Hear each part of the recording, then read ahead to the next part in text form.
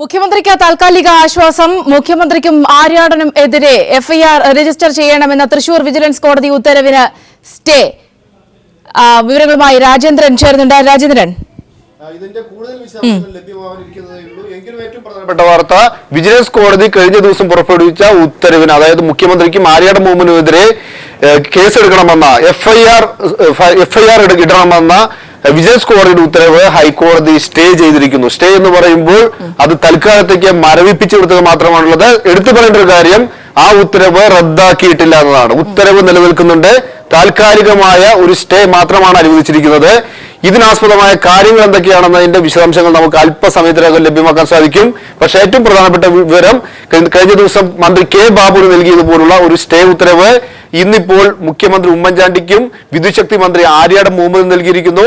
ഇനിയിപ്പോൾ സ്വാഭാവികമായും ഈ ഒരു സ്റ്റേയുടെ പിൻബലം പറ്റിയായിരിക്കും, സ്റ്റേ ഉയർത്തി കാണിച്ചായിരിക്കും തനിക്കെതിരെ ഉയരുന്ന എല്ലാ ആരോപണങ്ങളെയും അദ്ദേഹം പ്രതിരോധിക്കുക, രാജിവെക്കണമെന്ന ആരോപണത്തെ പ്രതിരോധിക്കുക, കോൺഗ്രസിനകത്ത് അദ്ദേഹത്തിനെതിരെയുള്ള നീക്കങ്ങളെ പ്രതിരോധിക്കുക, ഹൈക്കമാൻഡിന് അദ്ദേഹത്തിന് സ്റ്റേ ലഭിച്ചു എന്നൊരു ന്യായം പറഞ്ഞുകൊണ്ട് കാര്യങ്ങൾ കുറെയെല്ലാം പറഞ്ഞ് വിശ്വസിപ്പിക്കാവുന്ന ഒരു സാഹചര്യവും ഉണ്ടാവും.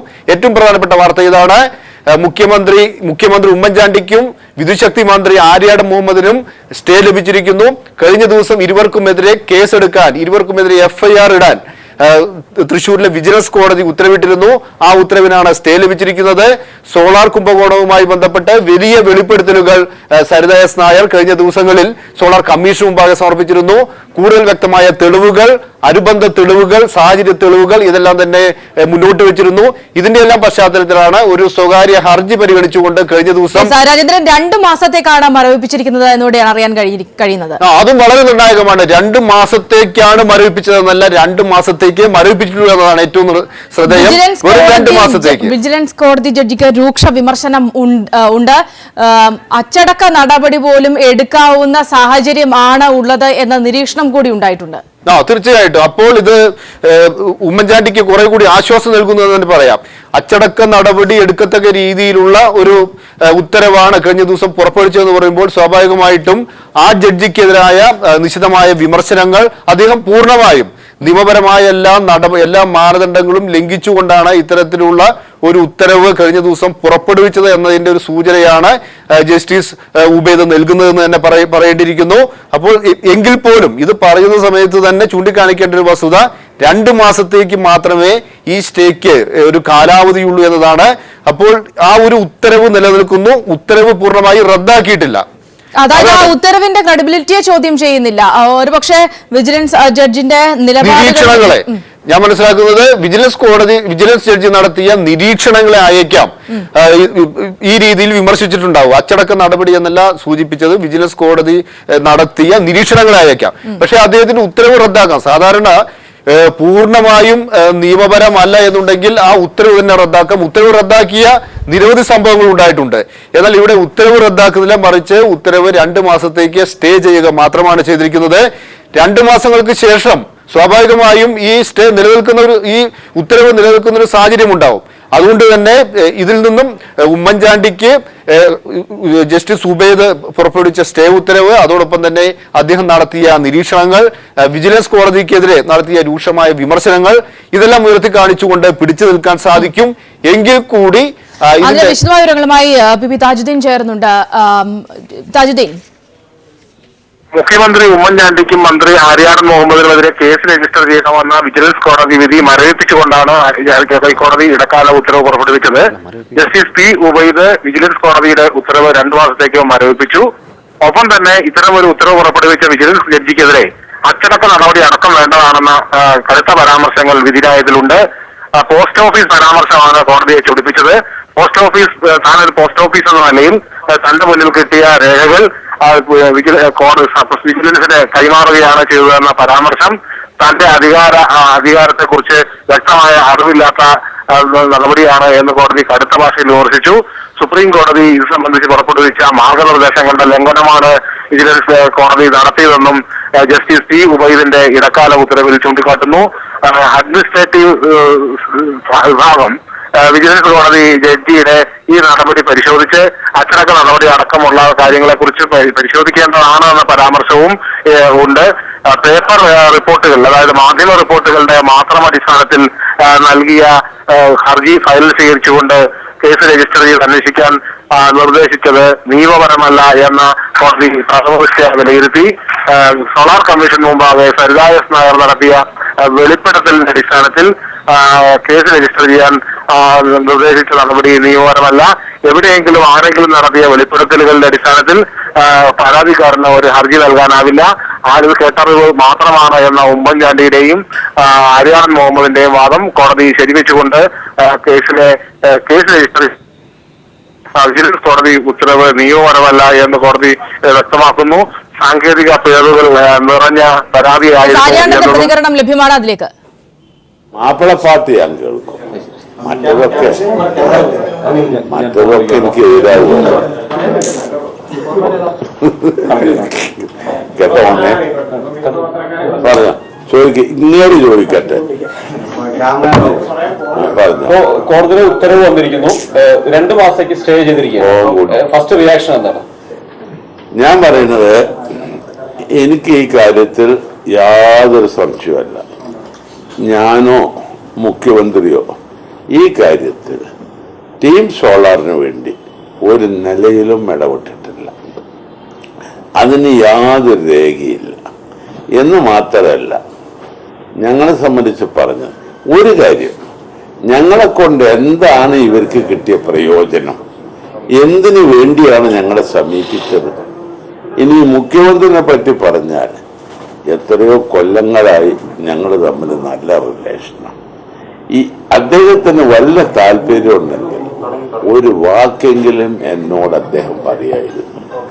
ഒരിക്കലും ഈ ടീം സോളാറിന് വേണ്ടി ഒരു വാക്ക് അദ്ദേഹം എൻ്റെ അടുത്ത് പറഞ്ഞിട്ടില്ല. മനസ്സിലായി? അതാണ് എൻ്റെ. പിന്നെ ഞാൻ ടീം സോളാറിന് വേണ്ടി അനർട്ടിലെ ഒരു ഉദ്യോഗസ്ഥനോടും സംസാരിച്ചിട്ടില്ല എന്ന് മാത്രമല്ല, ടീം സോളാറിന്റെ കാര്യത്തിൽ അവരിപ്പം പറഞ്ഞു വേറൊരു കമ്പനി കൂട്ടി. ഞങ്ങൾ ഒരു കാര്യം പറയാം, വളരെ ട്രാൻസ്പെറന്റ് ആയിട്ടാണ് കാര്യങ്ങൾ ചെയ്തത്. ഈ സോളാർ റാന്ത്, ആ റാന്ത് ഞങ്ങൾ 28,000 വാങ്ങുക, എല്ലാ കൊല്ലം വാങ്ങും. അതിന് ടെൻഡർ വിളിക്കും. ആ ടെൻഡറിൽ ഏറ്റവും ലോവസ്റ്റായ കമ്പനികൾക്ക് അങ്ങ് കൊടുക്കും. ഞങ്ങൾ ടീം സോളാറിന് കൊടുത്തിട്ടില്ല. ഇപ്പൊ പറഞ്ഞത് വേറൊരു കമ്പനിയുടെ പേരാണ്. ആ കമ്പനി ഇവര് മദർ കമ്പനി എന്ന് പറയും. അതിന് ഞങ്ങളെടുത്തൊരു രേഖയില്ല എന്ന് മാത്രമല്ല, അത് 2005 അത് തന്നെ എംപാനൽ MNR ഇന്ത്യ ഗവൺമെന്റിന്റെ മിനിസ്ട്രി ഓഫ് എനർജി അവര് എംപാനൽ ചെയ്ത കമ്പനിയാണ് അതിലാ കൊടുത്തത്. പക്ഷെ ആ കമ്പനിനെ ഇന്ത്യ ഗവൺമെന്റ് എംപാനൽമെന്റ് എന്ന് ഒഴിവാക്കി. ഇവര് 2,500 ചെയ്തപ്പോ പിന്നെ അവരെ ക്വാളിറ്റിയും കുഴപ്പമൊന്നും ഞങ്ങൾ അവരെ പണം കൊടുത്ത് അവരെ വിട്ടു. എന്നിട്ട് L2 അപ്പോഴേക്ക് വരെ ഒഴിവാക്കുകയും ചെയ്ത് MNR അവർക്കാണ് കൊടുത്തത്. ഇവർക്കൊരു സഹായം ചെയ്തിട്ടില്ല. ഇവർക്ക് എന്തെങ്കിലും സഹായം ചെയ്യാൻ ഇന്നെ സമീപിച്ചിട്ടില്ല. മുഖ്യമന്ത്രിയോട് ഇന്നോട് ഒരു വാക്ക് പറയാൻ മുഖ്യമന്ത്രി പറഞ്ഞിട്ടില്ല. മുഖ്യമന്ത്രിയോ മുഖ്യമന്ത്രിയുടെ ഓഫീസോ പറഞ്ഞിട്ടില്ല. 30 ലക്ഷത്തിന്റെ കുടിശ്ശിക, ആ കുടിശ്ശിക 30 ലക്ഷത്തിന്റെ കുടിശ്ശിക അവർക്ക് അത് ഞാനങ്ങനെ പറഞ്ഞിട്ടില്ല. എന്റെ അടുത്ത് വരുന്നത് പറഞ്ഞിട്ടുമില്ല. ഹാജരാക്കട്ടെ, അപ്പൊ പറയാം. ബാക്കി ഹാജരാക്കിയ ഞാൻ പറയാം. ഞാൻ പറഞ്ഞു എന്നോ മുഖ്യമന്ത്രി പറഞ്ഞു എന്നോ കമ്മീഷൻ മുഖേന ഹാജരാക്കി നിങ്ങൾ പത്രക്കാരോട് പറഞ്ഞാൽ മതിനെ. കമ്മീഷൻ മുഖേന ഞാൻ മറുപടി പറയാം. ഞാൻ പറഞ്ഞിട്ടില്ല, എൻ്റെ അടുത്ത് വന്നിട്ടില്ല, ഈ കാര്യം പറഞ്ഞിട്ടില്ല. ഞാൻ ഈ കാര്യം ഇന്നലെ അറിയുന്നത്. ആ ഒരു കമ്പനി ഉണ്ട്, ഇന്ത്യ ഗവൺമെന്റ് എംപാനൽ ചെയ്തൊരു കമ്പനി.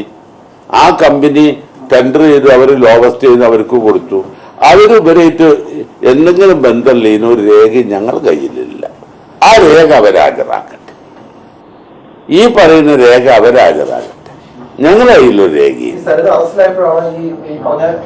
ആ കമ്പനി ഇവരെ മദർ കമ്പനിയാ പറഞ്ഞല്ലോ പത്രത്തിലും. ഞാൻ ഇപ്പൊ നേരത്തെ ചാനലിൽ ആ മദർ കമ്പനി ഇവരും തമ്മിൽ ബന്ധമുണ്ടെന്നില്ല ഞങ്ങളുടെ മുമ്പിൽ ഒരു തെളിവില്ല.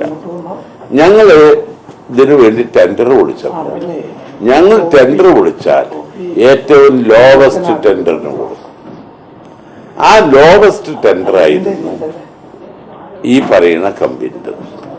അതിന് കൊടുത്തു. അത് 2500 ചെയ്തപ്പോ തന്നെ അത് ഇന്ത്യ ഗവൺമെന്റിന്റെ എംപാനൽമെന്റ് എന്ന് ഒഴിവാക്കി. ഞങ്ങൾ അത് ഒഴിവാക്കി കൊടുത്തു വരും. ഒഴിവാക്കിയിട്ട് പിന്നെ അത് L2 ആയ കമ്പനിക്ക് കൊടുക്കും. ഇതൊക്കെ ഞാൻ ഇപ്പം അന്വേഷിച്ചിട്ട് പറയാം. എനിക്ക് അതിലൊന്നും ഒരു പങ്കുമില്ല. ഇത് ചെയ്യണത് ഇതൊരു സൊസൈറ്റീസ് ആക്ട് അനുസരിച്ച് രജിസ്റ്റർ ചെയ്ത സംഘടന. ഇതിന്റെ എക്സിക്യൂട്ടീവ് കമ്മിറ്റിയാണ് ചെയ്യുന്നത്.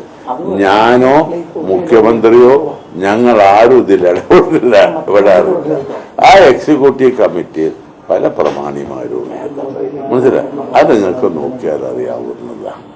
ഇത് എന്ന് മാത്രമല്ല, നമ്പർ 1 അത് തന്നെ 30 ലക്ഷം കൊടുക്കാൻ ബാക്കിയുണ്ടായിരുന്നു.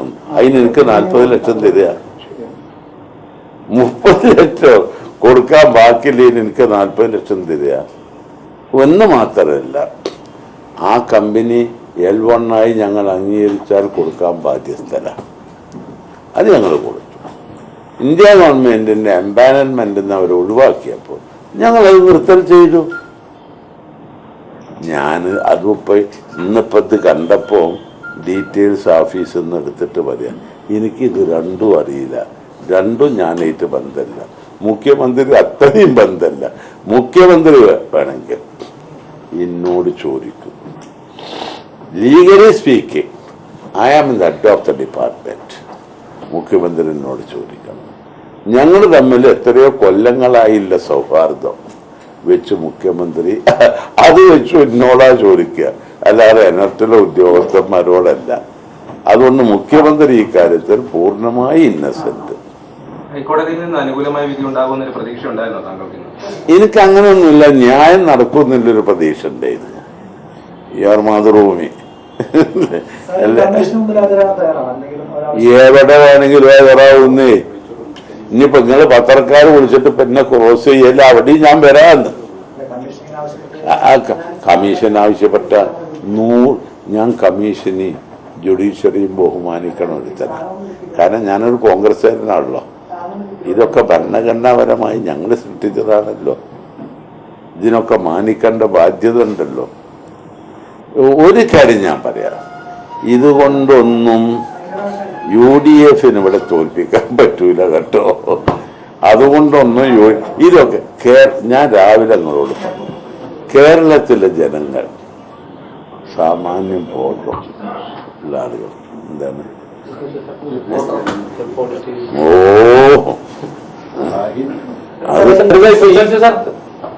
അല്ല ഞാൻ ഈ പറയുന്നത് മൊത്തത്തിലുള്ളാതെ പറ്റുമോ? എന്റെ മോനെ, ഈ റിപ്പോർട്ടർ ചാനലിന് ഞാനല്ലേ പല പ്രാവശ്യം സ്റ്റേ തന്ന് നിലനിർത്തിയത്, അല്ലെങ്കിൽ നിങ്ങളെ ചാനൽ ഉണ്ടാവുമോ? ഇത്രയും കാലം പറയാതിരുന്ന ആരോപണങ്ങളാണ് ഇപ്പൊ ഇങ്ങോട്ട് വെച്ചോ ഇങ്ങനെ പിടിച്ചോ. ഇത്രയും ദിവസം പറയാത്ത ആരോപണങ്ങളാണ് ഇപ്പൊ ഉന്നയിക്കുന്നത്. അതെന്താണെന്നാ എനിക്ക് മനസ്സിലാകാത്തത്. ഇതുവരെ 2.5 കൊല്ലായല്ലോ സരിതി ഈ മറ്റേ ആരും ഉറപ്പ് കൊടുത്ത് മുഖ്യമന്ത്രി ഈ മുഖ്യമന്ത്രി അങ്ങനെ ഒരു ഉറപ്പ് കൊടുക്കും. ഞാനൊന്ന് നിങ്ങളെ മനസാക്ഷിനോട് ചോദിക്കട്ടെ, മുഖ്യമന്ത്രി അങ്ങനെ ഒരു ഉറപ്പ് കൊടുക്കും നിങ്ങൾ ആലോചിക്കുന്നുണ്ടോ? നിങ്ങൾ സ്വയം തീരുമാനിക്കും. മുഖ്യമന്ത്രി അങ്ങനെ ഒരു ഉറപ്പ് കൊടുക്കും. മുഖ്യമന്ത്രി അങ്ങനെ ഒരു ഉറപ്പ് കൊടുക്കണമെങ്കിൽ ഈ വകുപ്പിന്റെ ഹെഡ് ഞാനാ. As per the rules of procedure, as per the constitution, I am the head of the department. എന്നിട്ട് ഞാൻ ഒരു കാര്യം പറയട്ടെ പോലെ, മുഖ്യമന്ത്രി അങ്ങനെ ഒരു താല്പര്യം മുഖ്യമന്ത്രിക്ക് ഉണ്ടെങ്കിൽ ആദ്യം എന്നോടല്ല പറയാ, ഉദ്യോഗസ്ഥനോട് പറയോ. മുഖ്യമന്ത്രിയോട് ഉറപ്പ് അതല്ല, മുഖ്യമന്ത്രിയോട് ഉറപ്പിൽ സരിത പറഞ്ഞത് ഈ കൊടുത്ത പണം അതിന് പകുതി തിരിച്ചെടുക്കാമെന്ന്. ആർക്ക് കൊടുത്തുവെന്ന്, എന്തിനു തന്നു? മുഖ്യമന്ത്രിക്ക് എന്തിനാ 1,90,00,000 കൊടുത്തത്? എന്തിനാ എനിക്ക് 40 ലക്ഷം തന്നത്? എന്താ അവർക്ക് അതുകൊണ്ടുള്ള അഡ്വാൻറ്റേജ്? ഈ 30 ലക്ഷം തിരിച്ചു കൊടുക്കാനോ? അത് അവർക്കല്ലല്ലോ, ആ മറ്റേ കമ്പനിക്കല്ലേ. ഇവർക്ക് എന്ത് നേട്ടം? എന്നെ സമീപിച്ചത് കൊണ്ട് അവർക്ക് എന്ത് നേട്ടവും? അതല്ലേ പ്രശ്നം. അവരെന്തെന്ന് ഡിമാൻഡ്? മുഖ്യമന്ത്രിയെ സമീപിച്ചത് കൊണ്ട് എന്ത് നേട്ടം? മുഖ്യമന്ത്രിയിൽ നിന്ന് എന്ത് ഓർഡർ അവർക്ക് കിട്ടും? ഒരു കാര്യം ഞാൻ പ്ലീസ് ഒരു കാര്യം ചെയ്തിട്ടുണ്ട്. ഞാനിപ്പോ ഇദ്ദേഹത്തിന് ഇത് ഏത് ചാനലാ മോനെ? ഏതാ? അമ്മേ ഒരു കാര്യം ചെയ്തു. ഇപ്പൊ റിപ്പോർട്ടർ ചാനൽ ഇദ്ദേഹം ഒരു മാന്യനാണ്, മുഖം നോക്കിയാൽ അറിയാം. ഇദ്ദേഹത്തിനെ കൊണ്ട് എനിക്ക് ചാരി ഉണ്ടെങ്കിൽ എന്നാ മോനെ ഇത് കയ്യിൽ വെക്കണമെന്ന് ഞാൻ കൊടുക്കും. ന്യൂസ് ഇങ്ങനെ ആക്കണം. ഇങ്ങേർക്ക് എന്നെ കൊണ്ട് അതിന്റെ അരിയേഴ്സ് കളക്ട് ചെയ്യുന്നതിലൊന്ന് ചെയ്യണം എന്നൊക്കെ പറഞ്ഞ എനിക്ക് എന്തെങ്കിലും ചെയ്തു. അങ്ങനെ ഒരു കാര്യമല്ലേ? അങ്ങനെ ഇവർക്ക് എന്താ ചെയ്യേണ്ടത്? എന്താ അവരുടെ ഡിമാൻഡ്? 30 ലക്ഷത്തിന് 40 ലക്ഷം തന്നു.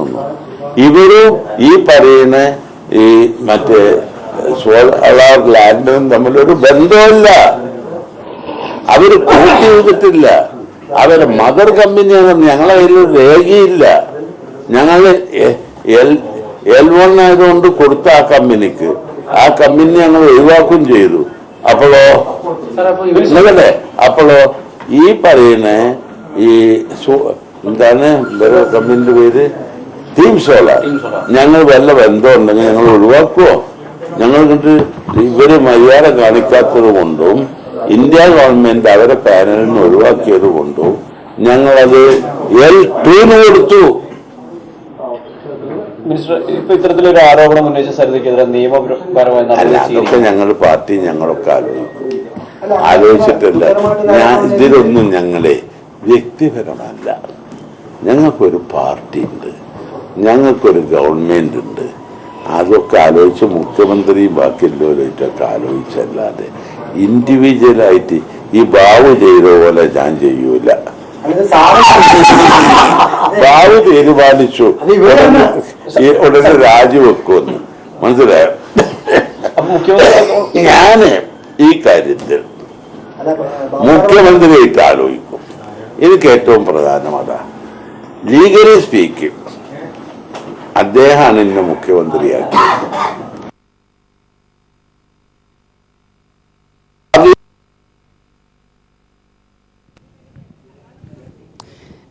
ആര്യാടൻ മാധ്യമങ്ങളോട് സംസാരിക്കുന്നതിന്റെ തത്സമയ സംപ്രേഷണമാണ് നമ്മൾ കണ്ടത്.